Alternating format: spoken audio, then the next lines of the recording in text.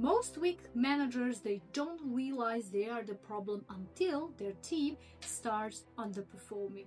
And a lot of weak managers, they don't really realize that something is wrong until they see how the team starts actually losing the morale and working inconsistently and not properly how it's supposed to be completed when it comes to the task, projects, etc. Right? So that's why in today's video I'm going to talk about the 5 signs of weak management skills.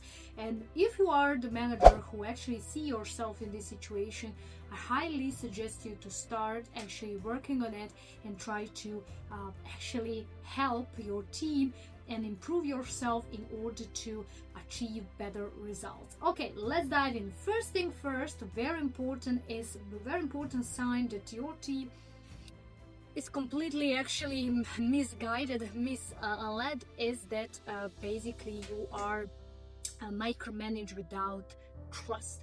Micromanagement is a team performance killer, and if you are trying to constantly micromanage your team, believe me, you'll see how your team start disrespecting you, distrusting you, and they don't actually feel well in the workplace to complete the task how they are supposed to be done, right?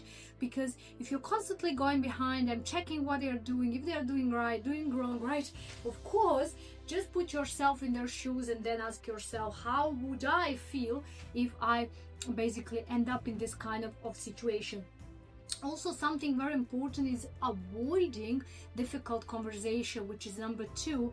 And this is the sign when basically your team is feeling lost.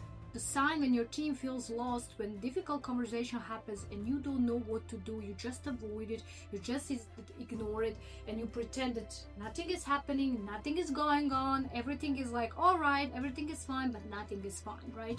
And then your team feels like frustrated because they don't basically have anyone to go to actually talk about some challenging, for example, conversations. So this is where you really need to sit down to learn how to deal with those difficult conversations and then say, okay, I'm going to fix this, I'm going to work on this, and I'm not just gonna run away. Number 3 is also lack of follow through or keeping promises. Means that, you know, when your team sees that you are saying one thing and then you are doing completely different, or you're saying one thing that you're gonna follow up, that you're gonna go through, you're going to actually do the things that you promised to your team, and you do not do it, of course they feel like, okay, what's going on, right? You know, they feel lost because, you know, my manager says one thing, then doesn't follow up and follow through until the end. Actually, one thing is said and another thing is added, and then something is, you know, removed or added, and then the people get confused, right? So this is where you need to really also see, like, what are your behaviors, what are your sentences, what are your statements, what you're actually doing, and why you're creating this kind of situation. Also, something very important, number 4, is poor feedback delivery.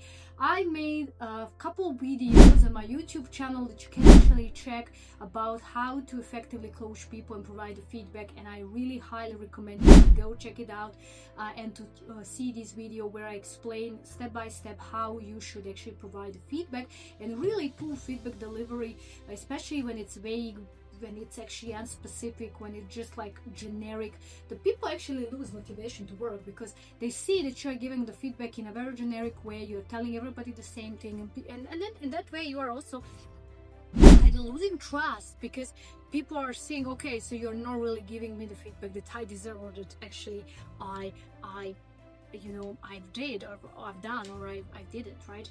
So, and the last but not least, number 5 is inconsistent expectations. And this is something that a lot of managers do, and I don't know for what reason, why they set certain expectations with people, and then after that they just like kind of, oh, actually I need to change this, or I need to actually change this expectation, I need to change this standard, you know, and after a week again, and then people are like confused, like what's going on. I mean, you're trying to set certain expectation. You told us what to do, then after a week you're telling us that it's not correct, that's wrong. So what's going on, right? So in those instances, I mean, this is the clear signal that you do not know how to manage and lead a team.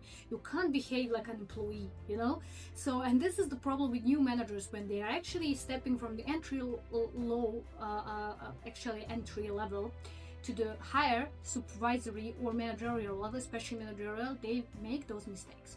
They are actually behaving like employee. They say one thing, and then after a while, okay, I'm not. They behave like, oh, I'm not responsible, I'm like, okay, whatever, I said this, but now I say this because this is actually, it has changed. But this confused people, and people actually, they have that feeling they cannot really rely on you, and that's a really bad sign.